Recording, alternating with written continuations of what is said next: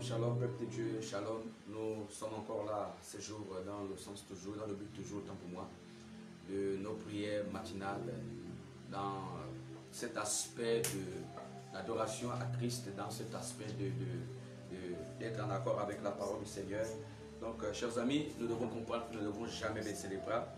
Désolé encore pour ces petits retards. Vous savez, l'ennemi n'est jamais d'accord de mettre cet nombre de choses en place. Donc, vraiment que Dieu nous garde, nous préserve au nom de Jésus. Alors, rapidement, dans le livre de Daniel, au chapitre 6, à partir du verset 4, voilà, Daniel chapitre 6, à partir du verset 4, alors, les chefs et les attrapes cherchèrent une occasion d'accuser Daniel en ce qui concernait les affaires du royaume, mais ils ne purent trouver aucune occasion ni aucune chose à répondre, parce qu'il était fidèle et qu'on apercevait chez lui ni faute ni rien de mauvais. Ces hommes dirent: nous ne trouverons aucune occasion contre ce Daniel, à moins que nous n'en trouvions une dans la loi de son Dieu. Puis ses chefs et ses attrapes se rendirent tumultueusement auprès du roi et lui parlèrent ainsi: roi Daïrus vit éternellement. Donc, pour comprendre encore l'histoire, vous allez juste poursuivre ce texte parce que nous n'avons plus assez de temps. Et ici, la Bible relate que David, qui était l'une des personnes auxquelles le roi avait de l'estime, David qui craignait son Dieu, David qui marchait dans le chemin de la sainteté, dans la sanctification, qui ne voudrait pas être avec ces hommes-là parce qu'il était auprès du roi.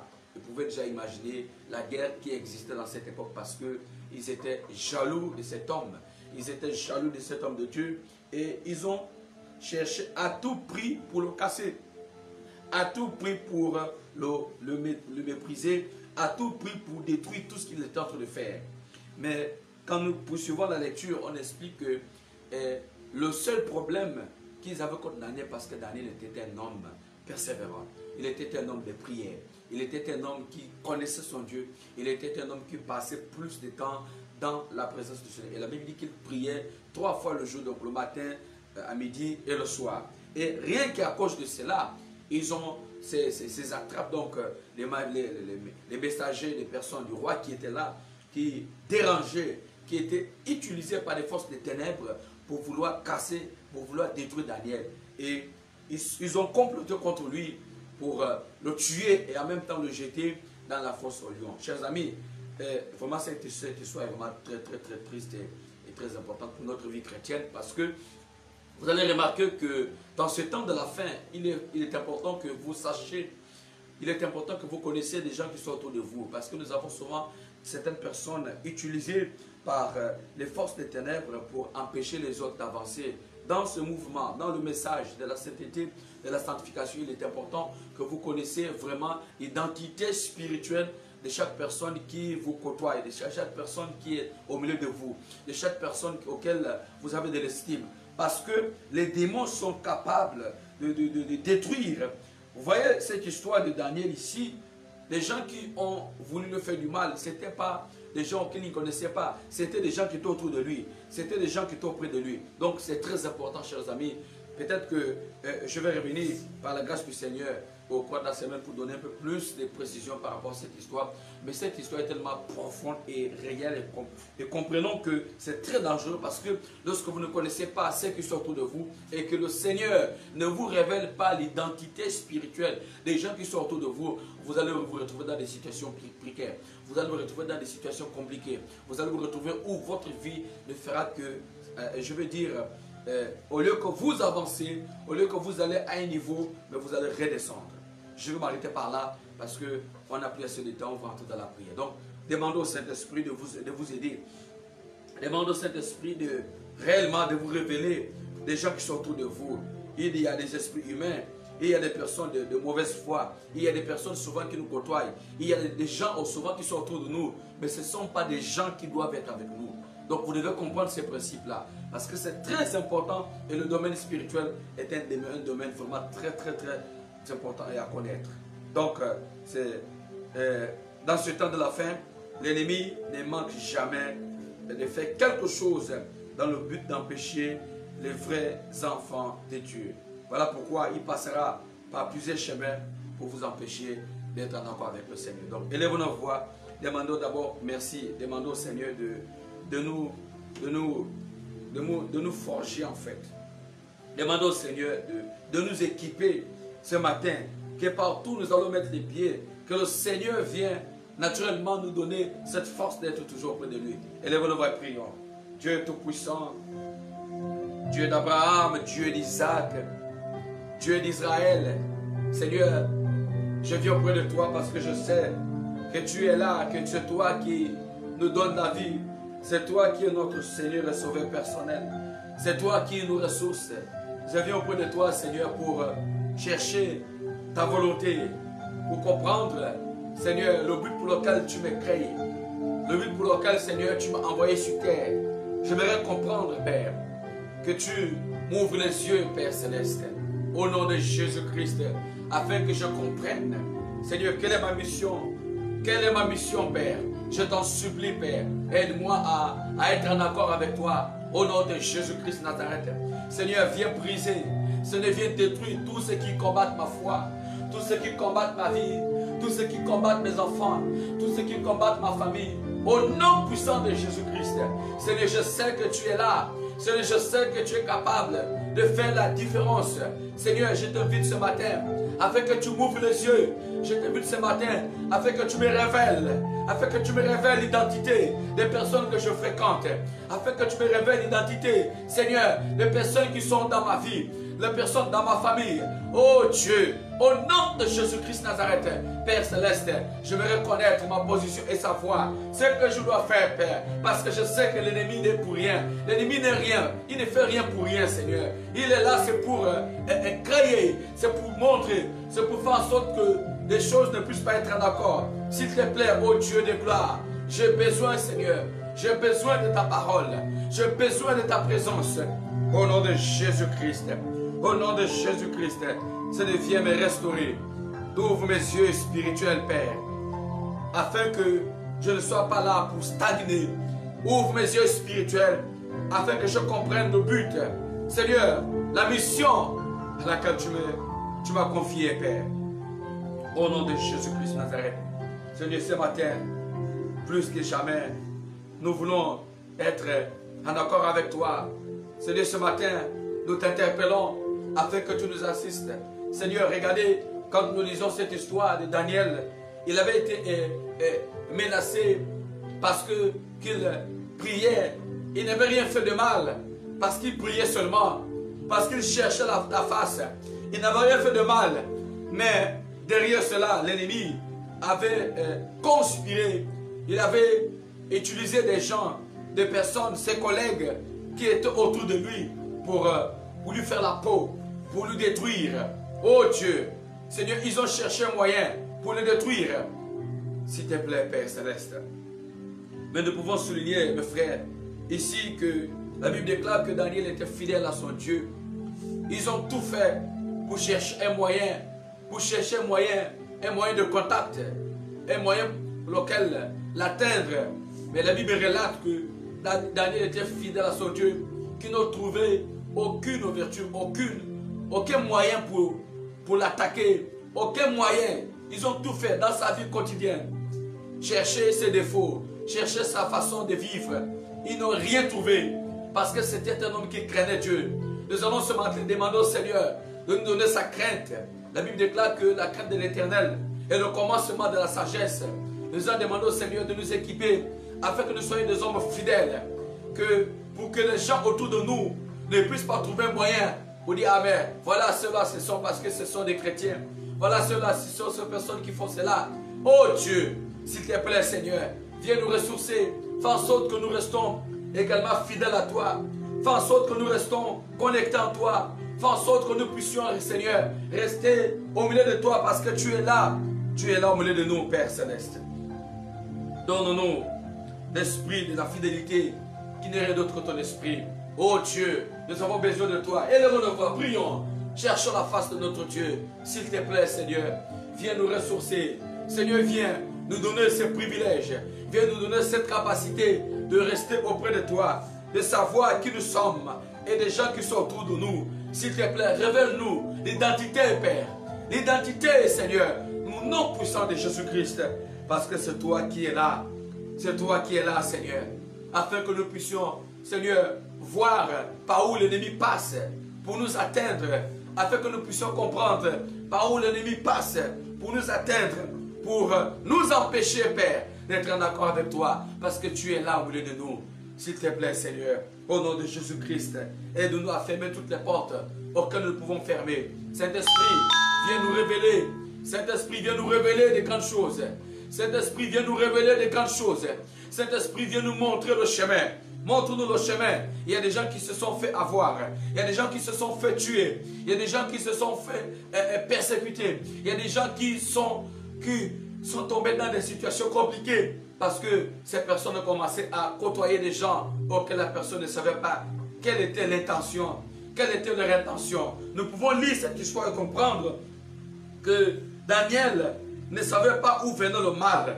Il ne pouvait pas comprendre parce qu'il n'a pas certainement pris le temps de chercher, de prier, demander au Seigneur de lui révéler des gens qui étaient autour de lui. Mais il était justement surpris lorsque la décision a été prise. Il était seulement surpris lorsque le complot était déjà fait. Mais il n'avait pas prié. Il n'avait pas pris la peine de prier, de demander au Seigneur de savoir quelle était la condition ou quel était le complot qui était là. Qu'est-ce qui se faisait autour de lui. Mais il s'était seulement contacté de rester dans la présence de son Dieu. Chers amis, c'est là aussi important. C'est là aussi important de consulter Dieu. C'est là aussi important de savoir, de demander à ton Dieu, de demander au Seigneur de te révéler qui est devant toi, qui est derrière toi, qui est à tes côtés, qui est à ta droite, qui est à ta gauche.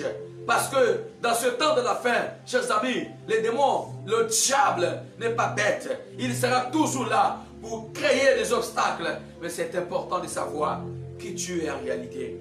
Toi-même d'abord, demande au Seigneur de te révéler ton identité. Qui tu es. Qui tu es. Qui tu es. C'est très important de connaître ces choses. Oh Dieu, s'il te plaît, viens nous révéler. Montre-nous, Père. Donne-nous la direction. Donne-nous la direction. Est-ce que réellement tu connais ton statut?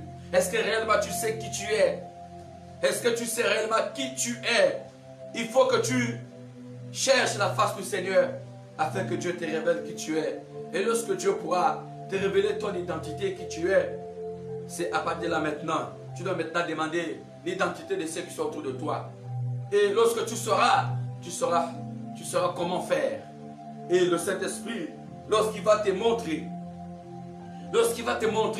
des gens qui sont autour de toi, lorsqu'il va te montrer que s'ils sont sérieux ou qu'ils ne sont pas sérieux, lorsque le Saint-Esprit va te montrer si réellement ils sont avec toi ou ils ne sont pas avec toi, c'est très important que tu connaisses. C'est très important que tu connaisses. Sinon, tu vas te retrouver dans une fosse au lion. Tu vas te retrouver dans une situation où tu ne sauras quoi faire. Tu vas te retrouver dans une position où tu ne sauras quoi faire. Chers amis, c'est très important de savoir qu'est-ce que tu fais et avec qui tu vas servir ton Dieu. Tu dois savoir avec qui tu dois servir ton Dieu. Qui sera à côté de toi? Avec qui tu vas servir ton Dieu? Il faut que tu comprennes. Il faut que tu saches, dans ce temps de la fin, tu dois savoir avec qui tu dois servir ton Dieu. Qui tu dois être à côté de lui. Parce que nous avons des gens dans ce monde qui ne sont pas là pour t'encourager, qui ne sont pas là pour t'aider, mais qui sont là pour te manipuler, mais qui sont là pour t'empêcher de servir ton Dieu. Oh, mais laisse-moi te dire que si tu ne veilles pas, tu rendras compte. Si tu ne veilles pas, je t'assure que tu auras du mal à mettre en valeur ce que le Seigneur a mis en toi. Au nom de Jésus-Christ. Ces hommes-là, ces amis de Daniel ont vu quelque chose que peut-être que Daniel ne voyait pas. Ils ont vu la présence de Dieu. ils ont cherché un moyen. Comment faire pour éteindre? Parce que la prière de Daniel, parce que tout ce que Daniel faisait, c'était dans le but d'être toujours en accord avec son Dieu. Mais eux, ça les faisait mal. Parce qu'à cause de la prière, Daniel a commencé à être élevé. À cause de sa prière, il avait certainement des grâces devant le roi. Le roi était d'accord avec lui. Chers amis, à cause de ta prière, tu vas avoir de certains privilèges. À cause de ta communion avec Dieu, tu vas bénéficier de certaines grâces. Mais souvent, il y a certaines personnes qui ne seront pas d'accord de tout ce que le Seigneur déposera entre tes mains. Il y a des gens qui ne seront pas d'accord de tout ce que le Seigneur fera en toi. Chers amis, la Bible déclare: veillez et priez pour que vous ne tombez pas dans la tentation. Demande à Dieu de te fortifier. Dis: Seigneur, aide-moi. Aide-moi à grandir, oh Dieu. Seigneur, j'ai besoin d'être assis sur le plan spirituel. Seigneur, j'ai besoin que tu me ressources.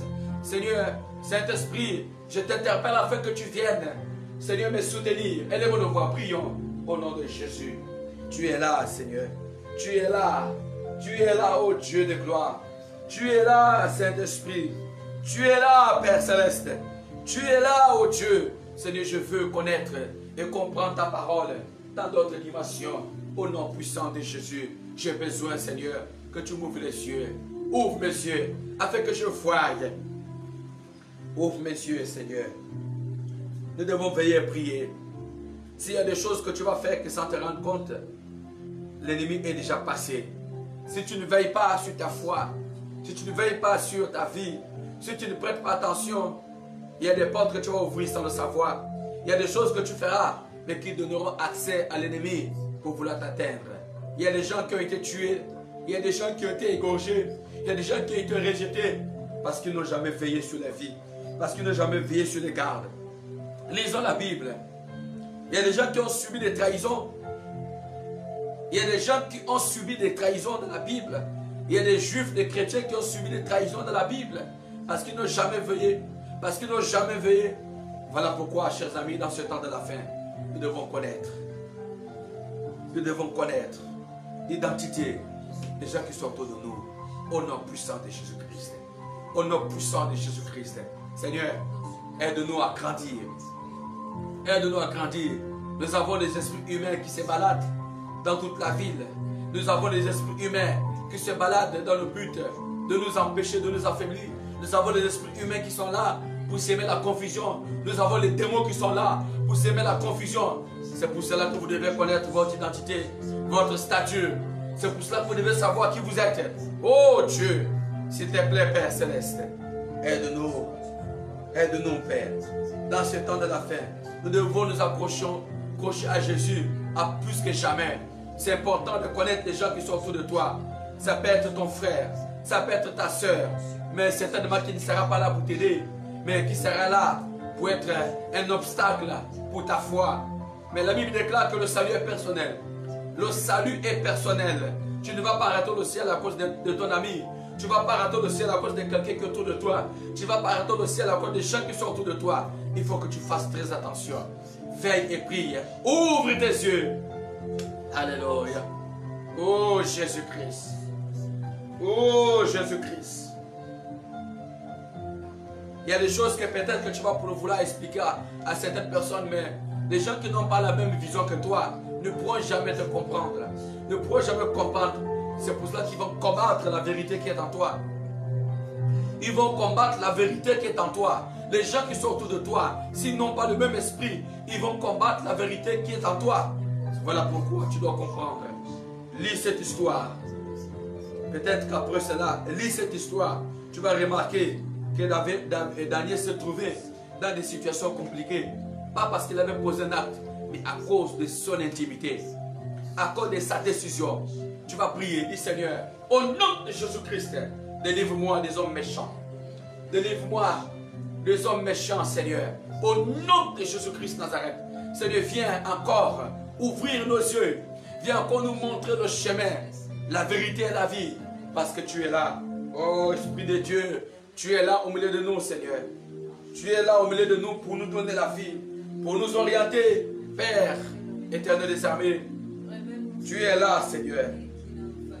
Révèle-nous l'identité des gens qui sont dans nos familles. Des personnes qui sont dans nos familles. Qui sont ces personnes? Révèle-moi qui sont mes frères. Qui sont mes sœurs, Seigneur. Révèle-moi leur identité. Au nom de Jésus-Christ. Révèle-moi leur identité. Révèle-moi l'identité, Seigneur, de mes frères et sœurs qui sont dans ma famille. Oh Dieu, s'il te plaît, Seigneur, révèle-moi. Révèle-moi leur identité. Révèle-moi qui ils sont. Qui sont ces personnes? Qui sont mes frères? Qui sont mes sœurs, Seigneur? Révèle-moi ceux qui sont dans ma famille, les membres de ma famille. Révèle-moi qui ils sont, Seigneur. Je t'en supplie. Je t'en supplie. Au nom de Jésus-Christ. Je t'en supplie, Seigneur. Ce matin, ouvre mes yeux. Ce matin, Seigneur, ouvre mes yeux. Ce matin, ouvre mes yeux, Père. Ce matin, ouvre mes yeux. Je t'en supplie. Je t'en supplie, Seigneur. Au nom de Jésus-Christ de Nazareth. Seigneur, délivre-nous des accidents, des hommes méchants.